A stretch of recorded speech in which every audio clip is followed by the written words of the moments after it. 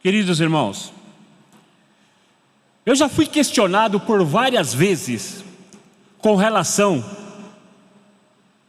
a estas palavras. E disseram para mim que é necessário que eu entenda que um povo sem profecia se corrompe. Até eu concordo. Eu concordo plenamente que um povo sem profecia se corrompe. E corrupção nada mais é do que modificação dos costumes, degradação. Mas um povo sem profecia, diz, um povo sem profecia se corrompe. Mas aí eu faço um questionamento. E os que receberam a profecia, cuja profecia lhes fora revelada, por que é que alguns se corrompem? Ora, um povo que não recebeu profecia se corrompe. Mas e os que receberam profecia? Por que é que alguns se corrompem? Se receberam a profecia, se tem conhecimento da profecia, se tem conhecimento de todas as revelações que se fazia necessário para ter uma vida perfeita, uma vida promissora, através da graça e da bênção divina. Então vamos analisar este primeiro ponto. Por que se corrompe um povo que recebeu a profecia?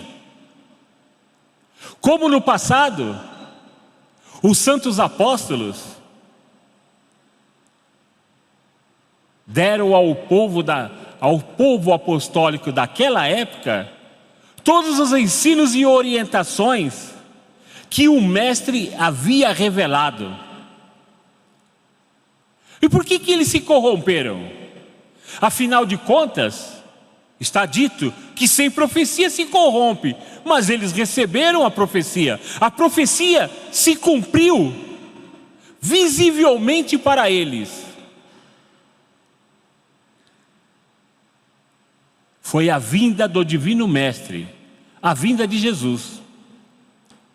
Ora, Jesus era a profecia viva, para que todos quantos quisessem e tivesse a oportunidade, contemplasse. Então Jesus era a profecia.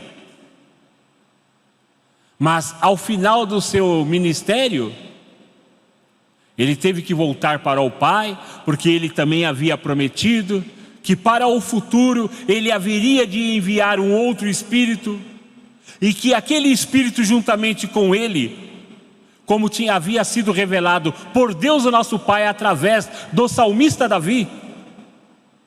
Porque Deus, antes de enviar o seu Filho a esta terra, usou o salmista para revelar que o Messias, que quer dizer o esperado, viria, o Cristo viria.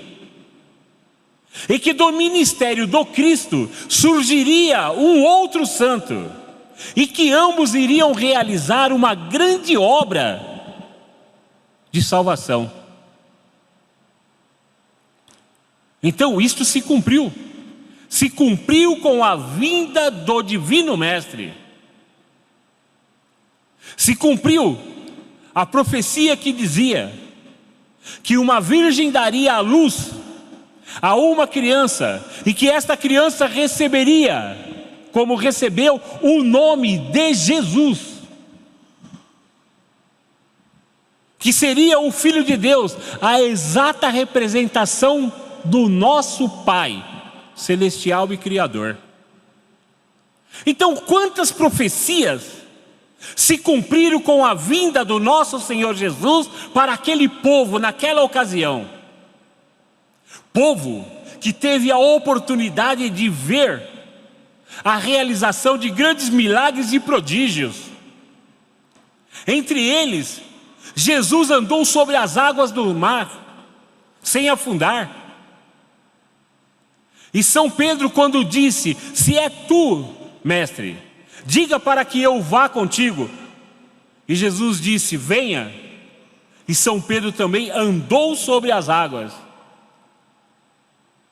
Infelizmente, houve um momento que, acredito eu, quando ele parou junto do mestre e olhou que ele estava sobre as águas, de repente, naquele exato momento, por um minuto de fraqueza, digamos assim,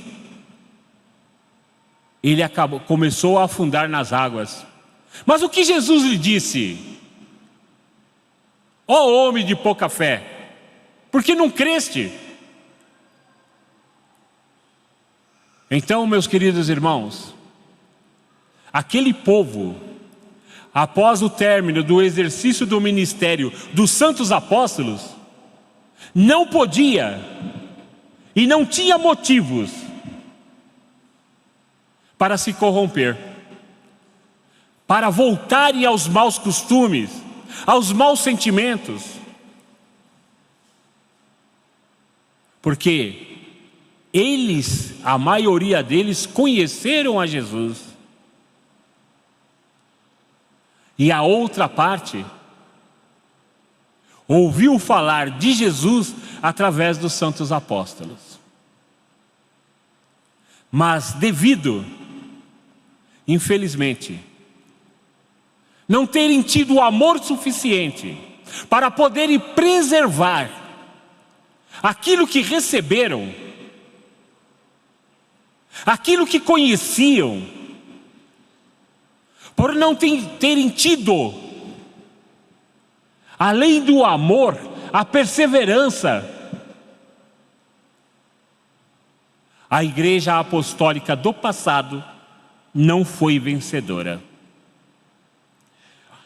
Mas ela não foi vencedora por quê?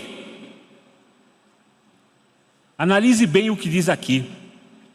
A disciplina é a base fundamental de um povo, de uma igreja que quiser realmente pertencer a Deus e ter toda a sua direção, bênção e proteção.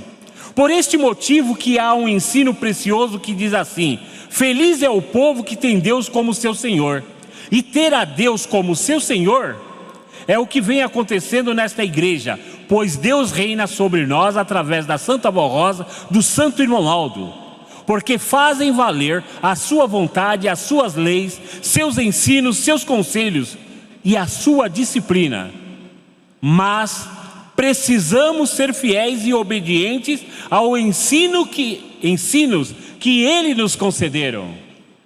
Então o que faltou naquele povo foi a fidelidade para poderem preservar tudo quanto haviam recebido.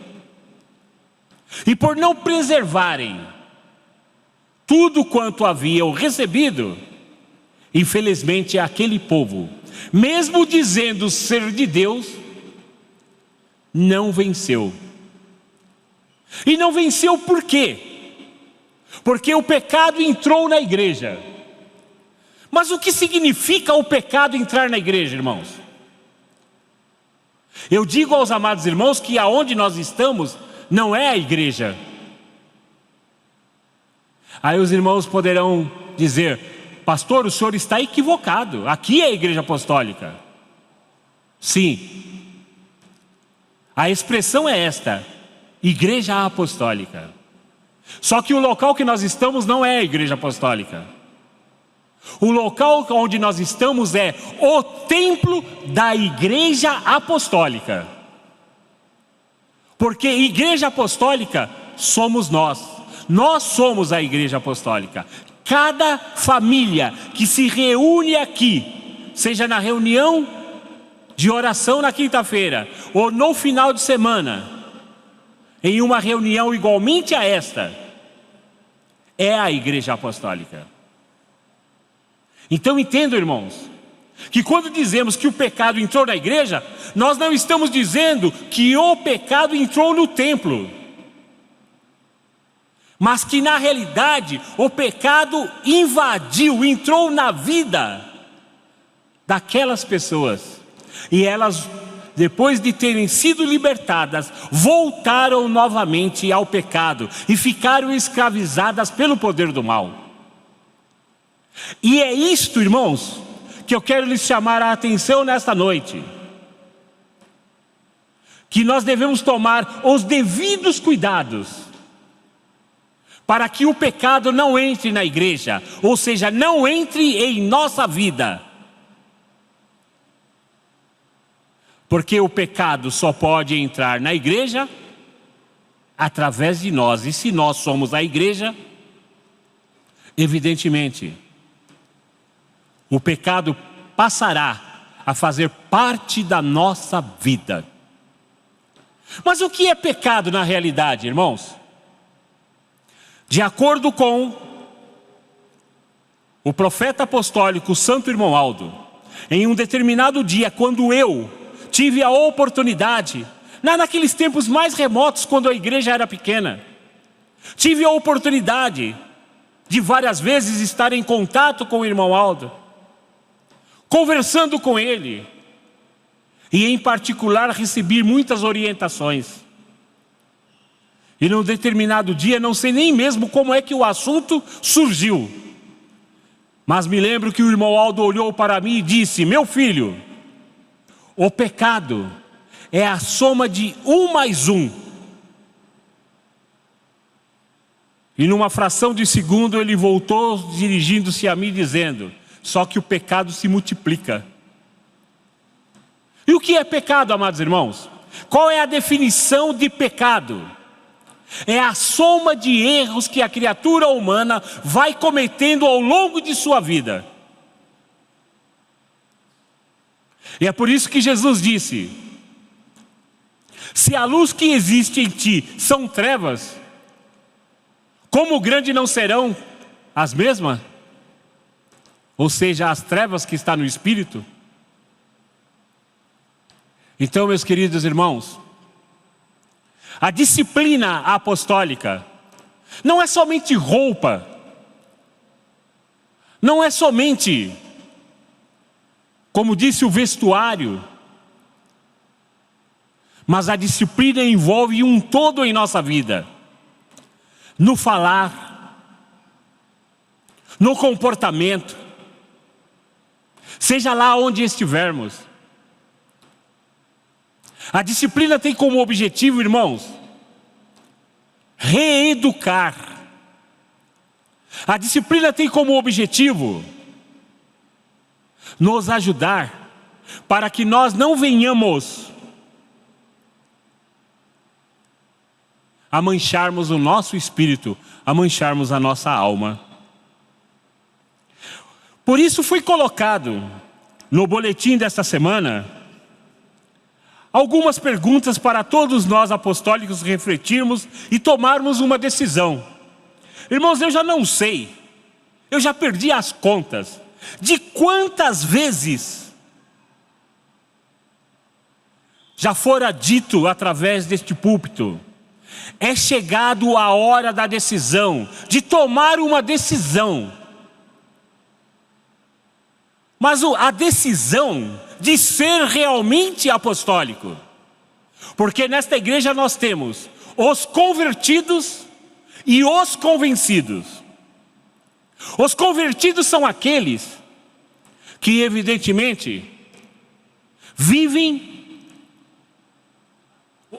a doutrina e praticam a disciplina.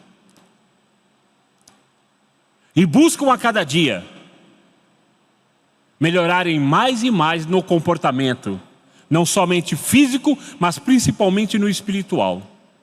Agora, convencido é todo aquele que ouve uma mensagem igualmente a esta, enviada pelo conselho, em nome do profeta, o santo e amado irmão Aldo, que usado pelo Consolador, a Santa Avó Rosa, nos deu orientações e mais orientações para que tivéssemos uma vida saudável e pudéssemos viver em paz, que na realidade é termos calma, tranquilidade no espírito. Então, convencido é todo aquele que ouve a mensagem, tem certeza que ela é verdadeira, mas não a coloca em prática.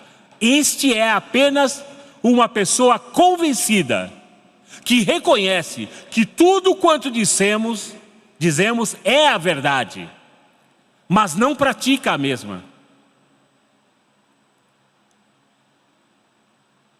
Por isso, prezados irmãos, vamos analisar as perguntas que estão aqui para refletirmos. A primeira pergunta é: queremos continuar a sermos dirigidos por Deus, por Jesus, pela Santa Avó Rosa e pelo Santo Irmão Aldo? Bem, eu tenho comigo que sim. E porque se não fosse a direção deles, em espírito esta igreja já não existiria já há muitos anos. Ela teria se tornado, por que não dizer, uma igreja sem querer agredir a ninguém, uma igreja à semelhança de qualquer uma outra. Mas, irmãos, o que é ser dirigido por Deus? O que é ser dirigido pela Santa Avó Rosa?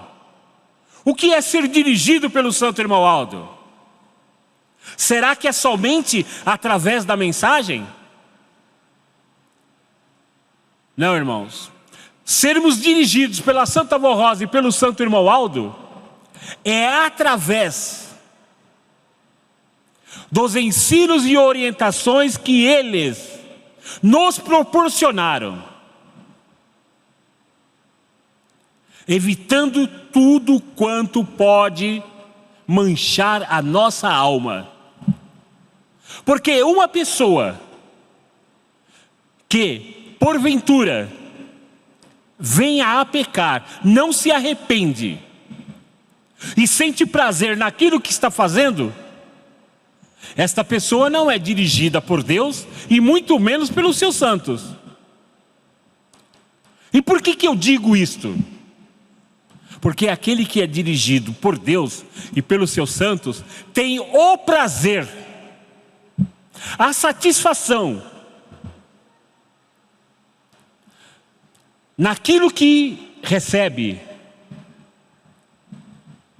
e naquilo no qual fora ensinado a viver em paz com o seu semelhante,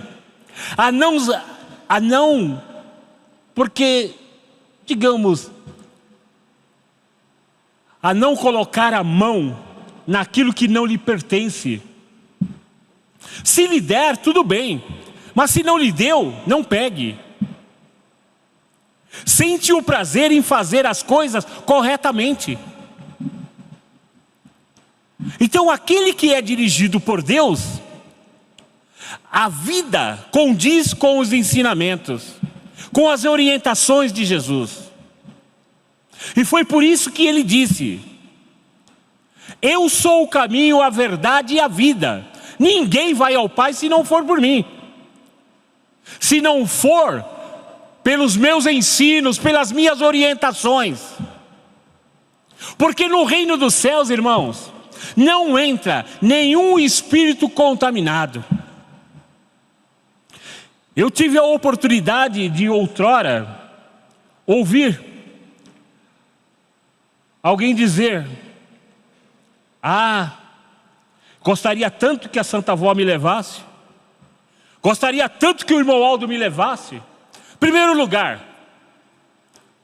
no reino dos céus não existe covardes. E a pessoa que está enfrentando lutas e pede para que a Santa Avó Rosa e o Santo Irmão Aldo leve embora, está se acovardando diante das lutas que está a enfrentar. E por outro lado, não sabe se é da vontade da Santa Avó, do Santo Irmão Aldo, levar a pessoa embora. Certa vez, irmãos, me disseram o seguinte: pastor, Muitas vezes numa família, um apostólico é muleta para o outro. Eu ouvi aquilo, achei estranho, fiquei pensando, nossa, um apostólico serve de muleta para o outro? Mas aí a gente vai refletir, vai analisar aquilo que também ouviu e observar na doutrina.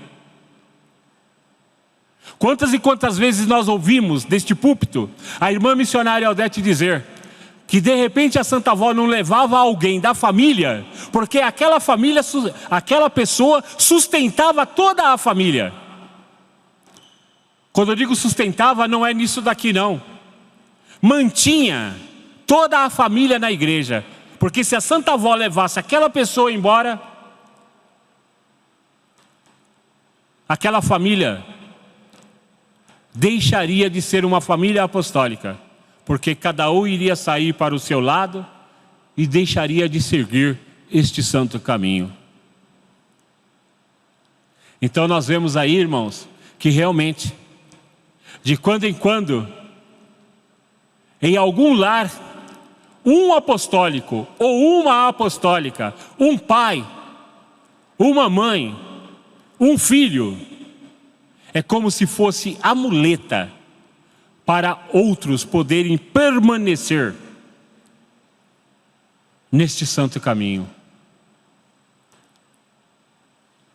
Agora, para que se possa ter firmeza, é necessário, irmãos, também que nós queremos fazer valer sobre nós o sacrifício de Jesus e continuar a termos a proteção de Maria Santíssima e dos santos e anjos. Só que há pessoas que acham que é muito fácil aos santos, aos anjos, proteger e abençoar, amparar e livrar de um perigo, de um mal, até mesmo de um acidente. Mas nesta igreja, nem todos os milagres que a Santa Avó Rosa muitas vezes realiza na vida de uma pessoa, é porque aquela pessoa está merecendo. Mas há determinados milagres que se dá na vida de um apostólico, que o próprio apostólico ou a apostólica sabe que não merecia aquele milagre, aquela bênção que recebeu. Porque aquele milagre é uma bênção de misericórdia, para poder despertar o espírito da pessoa.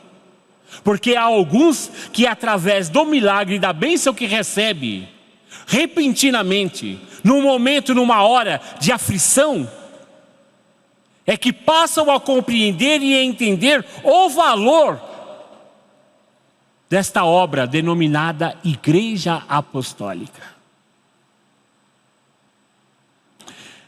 Temos um outro ponto aqui também. Queremos continuar a ter a graça que na doutrina, eu digo, é a ajuda divina, não somente nas reuniões de oração, no lar, na família, nos concedendo saúde, paz, liberdade, amparo, proteção, sendo livres da morte, livres do mal, dos maus elementos e de graves perigos. Bem, irmãos, se nós queremos e se nós desejamos, o que falta, muitas vezes ou em determinados casos, na vida de alguém, para poder contar com este amparo, com esta proteção, e ao invés de receber um milagre por misericórdia, receber um milagre por mérito? Mas quem são os que recebem o milagre por mérito?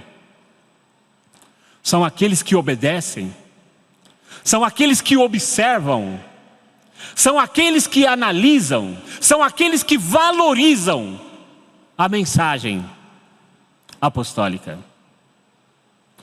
Eu me lembro de um fato que eu posso ilustrar, apesar de não citar local e nem nome.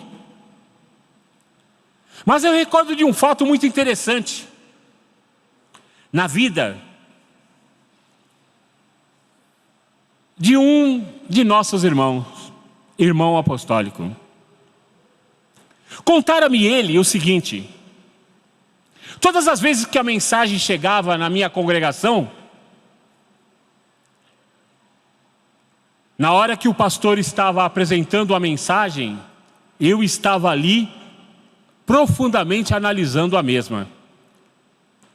E à medida que o pastor ia falando a respeito do assunto, eu ia pensando comigo: bem, isso é para fulano. Isso agora é para ciclano. Nossa, meu Deus do céu. Isso daqui é para a irmã fulana de tal. Só que num determinado dia, ele passou por uma séria complicação na sua vida e precisou vir aqui à sede falar com o irmão Aldo. Só que ele pedia, e o irmão Aldo não lhe dava a oportunidade, não lhe dava a autorização para que ele viesse. Aí ele chegou num ponto que ele pensou assim: a minha situação está muito difícil, porque eu peço, o irmão Aldo não autoriza, eu acho que eu perdi tudo que eu tinha na vida. E quando ele pensou assim, ele recebeu o recado que era para ele vir à sede. Só como muitos irmãos, quando o irmão Aldo estava presente no seu corpo físico, achava que era só chegar aqui e ir lá na sala do irmão Aldo falar com ele a respeito do problema, da dificuldade. E aquele irmão também achou que era a mesma coisa. Chegou aqui e está aguardando o irmão Aldo chamar ele, nada do irmão Aldo chamar. Já estava dando 8 dias que ele estava aqui na sede e o irmão Aldo não chamava. E ele pensou: pois é, o irmão Aldo mandou eu vir, mas não vai me atender. Quer saber de uma coisa? Eu vou embora. Na hora que ele pensou, eu vou embora, eis que ele foi chamado. Disseram para ele: o irmão Aldo está lhe aguardando lá na sala. Aí ele foi até o irmão Aldo. Chegando lá, o irmão Aldo, como sempre fazia, deixava a pessoa abrir o coração, desabafar. E disse para aquele irmão: qual é o problema que tanto lhe aflige, meu irmão? Aí aquele senhor disse para o irmão Aldo: olha, irmão Aldo, aconteceu isso, aquilo outro. Eu perdi tudo e a única coisa que eu não quero perder é a Santa Igreja Apostólica, é este caminho. Aí o irmão Aldo então disse para ele: pois bem, por que é que você não atendeu os recados que eu mandava para você lá na sua congregação? Ele não disse nada ao irmão Aldo, mas pensou: que recado? Não recebi recado nenhum do irmão Aldo.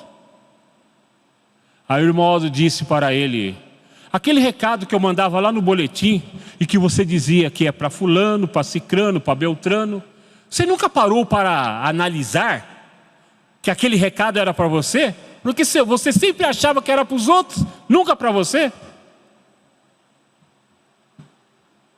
Aí a única coisa foi que aquele irmão abaixou a cabeça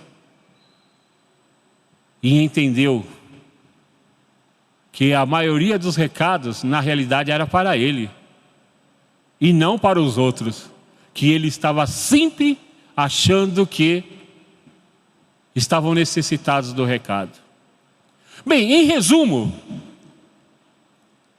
o irmão Aldo pediu para a avó perdoou ele, só que o que o irmão Aldo disse para ele, eu sou bem franco, irmãos, é de arrepiar. O irmão Aldo disse para ele: olha, você está perdoado, só que de hoje em diante você tome cuidado, porque se você voltar novamente ao erro, não conte mais comigo. É o último perdão que você recebe. Agora eu te digo, irmãos, analise bem. Quantas e quantas oportunidades todos nós temos nesta Santa Igreja Apostólica Não estou dizendo que todo mundo está no pecado, porque se for assim, adeus Igreja Apostólica. Mas cada um sabe de si. Cada um de nós sabemos o que carregamos dentro da nossa alma, se é bom ou não. Então nós precisamos estarmos atentos. Eu não vim aqui questionar a sua vida. Eu não vivo consigo no seu lar. E muito menos estou aqui tentando consertar a sua vida. Mas eu estou te trazendo um alerta. Porque a mensagem apostólica, ela não é igual o carteiro, que tem uma correspondência para você e coloca na casa do vizinho. A mensagem apostólica, ela tem o endereço certo. E há alguns que no momento em que estão ouvindo a mensagem, ficam preocupados e dizendo: mas por que o pastor olha tanto para mim? Quando na realidade o pastor não está nem olhando, está olhando no geral para todos. Eu posso dizer isso, amados irmãos, porque eu vivi isso na minha vida, quando passei a me entender por gente nesta igreja apostólica. Eu me lembro que um determinado dia eu estava aqui na igreja, digo melhor, e o bispo estava no púlpito, dando a mensagem. Porque a mensagem apostólica, ela incomoda. Mas ela só incomoda aqueles que estão fora da disciplina. Aqueles que não obedecem, aí ela incomoda mesmo. Aí ela perturba. Aí diz assim: mas a mensagem perturba? Perturba. Mas no bom sentido. Porque ela está chamando a atenção da pessoa. Mas como eu estava dizendo, eu estava sentado, como sempre eu fazia, ficava do lado direito, de frente para o púlpito do lado direito. E o bispo começou a falar e foi falando, dando a mensagem. E de repente eu olhei e fiquei perplexo olhando para o bispo. Eu abaixava a cabeça e o bispo continuou dando a mensagem. Eu fiquei de cabeça baixa. Aí eu ergui a cabeça e comecei a pensar comigo: mas por que ele olha tanto para mim? Aí eu abaixava a cabeça novamente. Ergui a cabeça e olhava. Parece que o bispo estava me fitando. Mas na realidade, irmãos, o que estava me incomodando, na realidade não era o olhar do bispo.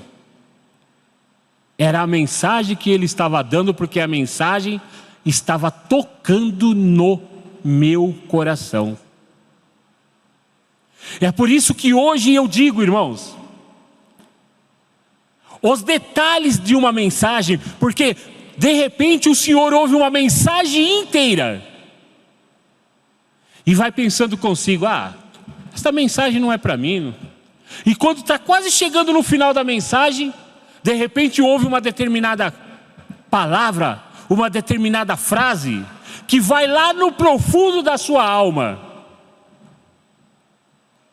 E aí é a hora em que você, o senhor, a senhora, se for sincero, humilde, evidentemente vai abaixar a cabeça e vai pensar consigo: meu Deus, me perdoa, eu estou fora daquilo que a Santa Vó Rosa e o irmão Aldo me ensinou, em nome de Jesus nosso Senhor.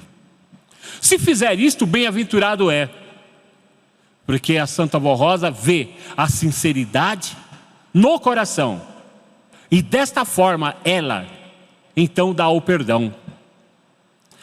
Mas para que estas coisas não ocorram, irmãos,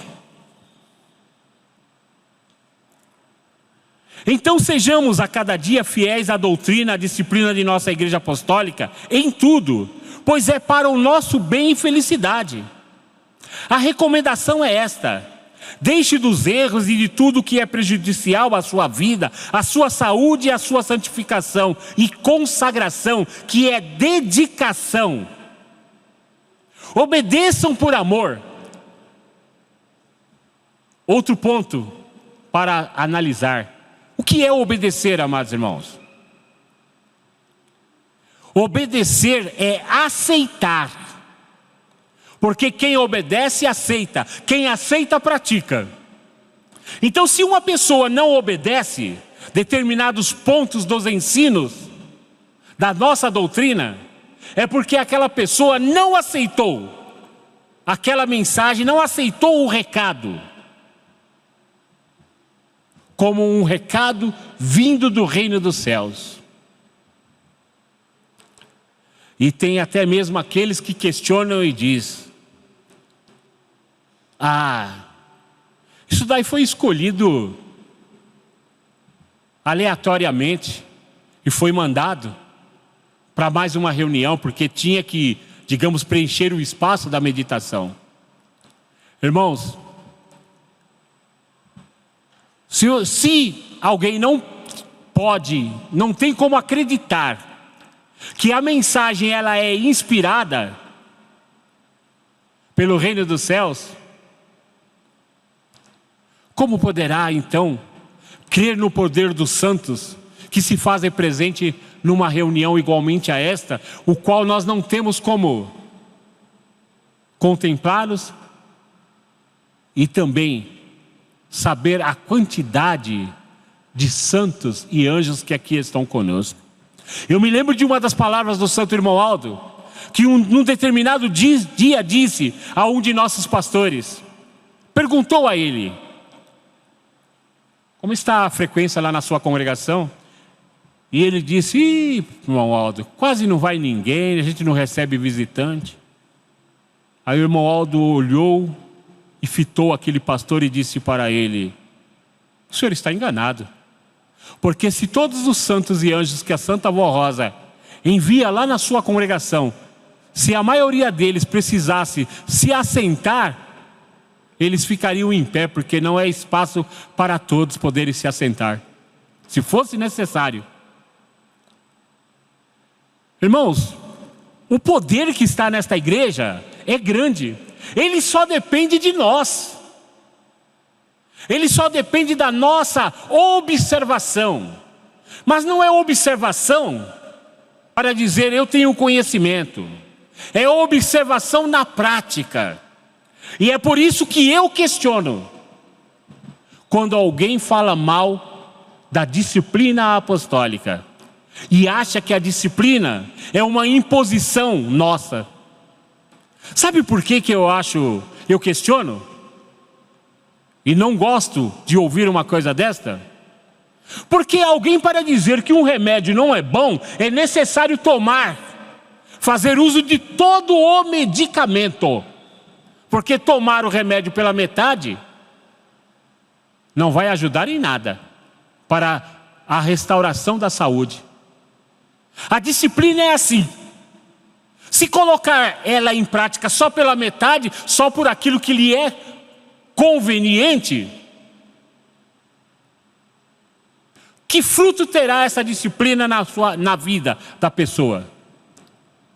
A disciplina ela só tem valor completo quando ela é colocada em prática em toda a sua totalidade. Ah, pastor, mas é difícil. Não é fácil mesmo não.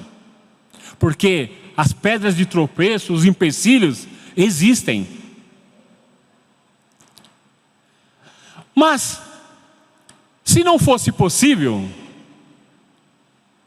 Jesus, em primeiro lugar, não teria dito: sede santo como é santo o vosso Pai que está nos céus.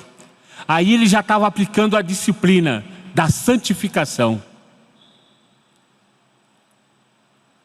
Então, meus queridos irmãos, disciplina não é somente roupa.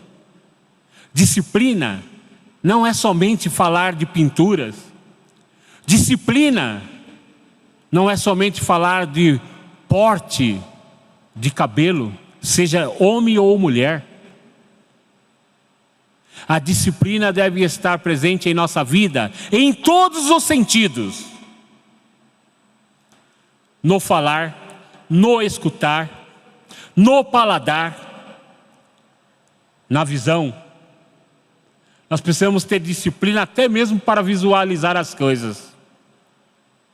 Porque se nós não tivermos disciplina na visualização das coisas, tudo que vemos vem para onde?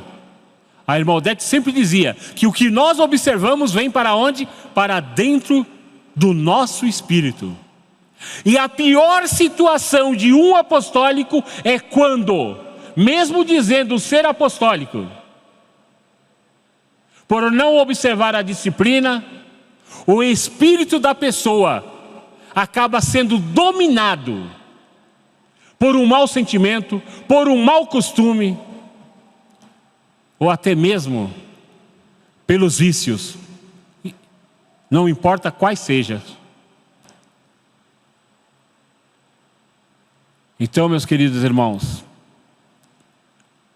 analisemos bem o valor da disciplina e jamais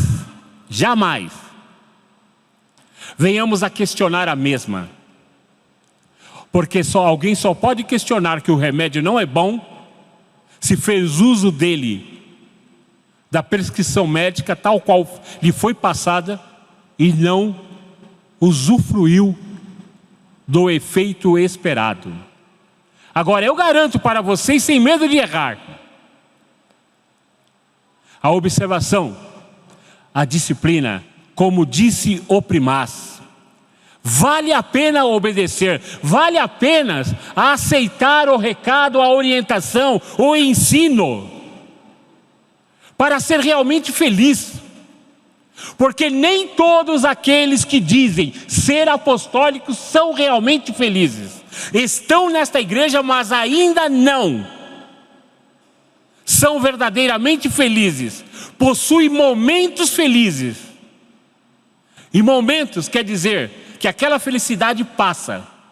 Agora, a verdadeira felicidade só usufrui da mesma aquele que realmente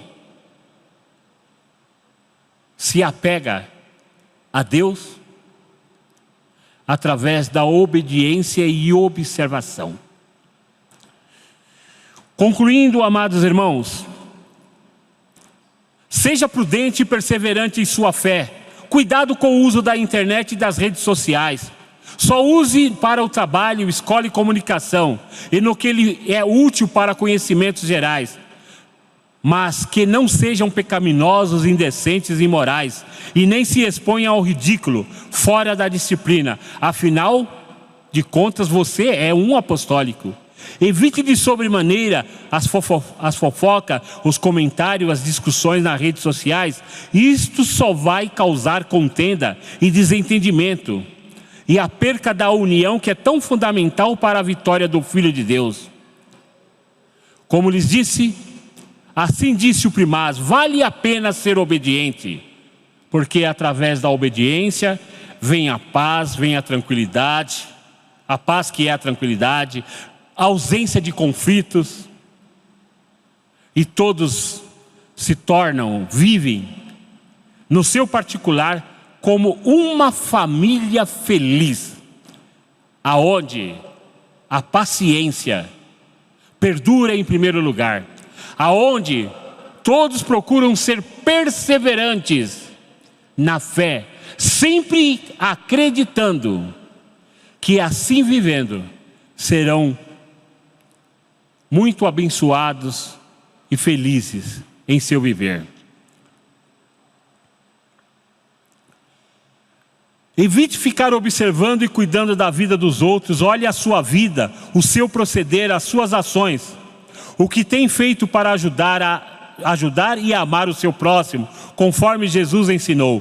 São Mateus nos deixou uma preciosidade em seu evangelho sobre a santificação, afirmando: não julgueis, para que não sejais julgados, porque com o juízo que julgardes sereis julgado, e com a medida que estiverdes medido, vos hão de medir a vós. E por que reparas tu no argueiro, isto é, no cisco que está no olho do teu irmão, e não vês a trave que está no teu olho. Disse Jesus: hipócrita, quer dizer, fingido. Tira primeiro a trave do teu olho, e então cuidarás de tirar o argueiro do olho do teu irmão. Mas por que Jesus disse isto? Porque há pessoas que começam a se escandalizar porque tomaram conhecimento de alguma coisa errada na vida do seu irmão de fé, do seu semelhante. E aí comenta e diz: aonde já se viu? É apostólico, olha só a situação, está denegrindo o nome da igreja. Quanto a esse, Jesus disse: hipócritas, ou seja, fingidos. Porque em determinados casos, estão pior do que aquele que estão observando. Então, em primeiro lugar, conserte a sua vida. Não que isso vai lhe dar direito a falar da vida do outro. Mas, em primeiro lugar, conserte a tua vida para depois poder discernir. Não é julgar, é discernir. Porque julgar pertence a Deus. O discernimento Ele deu a nós, para discernirmos o que é certo e o que é errado. Então, primeiro, irmãos, antes de falarmos da vida de alguém, ou de queremos questionar o comportamento de alguém, nós devemos, em primeiro lugar, examinar a nossa vida. Porque, de repente, se nós não formos vigilantes, nós poderemos estar numa situação pior do que aquele que nós estamos a observar. Agora, eu lhes disse a princípio, nesta igreja ninguém é obrigado a nada, ninguém é obrigado a obedecer. E por que eu lhes disse isso, amados irmãos? Porque isto é uma realidade. Esta igreja já vai para 70 anos, quase um século de existência. Ela vai para 70 anos. Ela nunca obrigou ninguém a colocar em prática na sua vida aquilo que aqui nós ensinamos. E por quê? Porque Deus nos deu a liberdade de escolha. Então Ele dá o ensino, Ele dá a orientação através dos seus santos. Agora, é cada um de nós que escolhemos o caminho que queremos seguir. Então nós devemos fazer a melhor escolha. E qual é a escolha? Tomar uma decisão e fazer a escolha certa. Já que eu estou nesta igreja, e já que eu quero seguir este santo caminho, então a minha obrigação, o meu dever como filho de Deus é observar a doutrina e colocar em prática a disciplina em todo o nosso viver. Lembre-se, irmãos, mais uma vez eu digo, disciplina não é somente roupa, corte de cabelo, mas é tudo aquilo que envolve o comportamento daqueles que dizem ser apostólicos.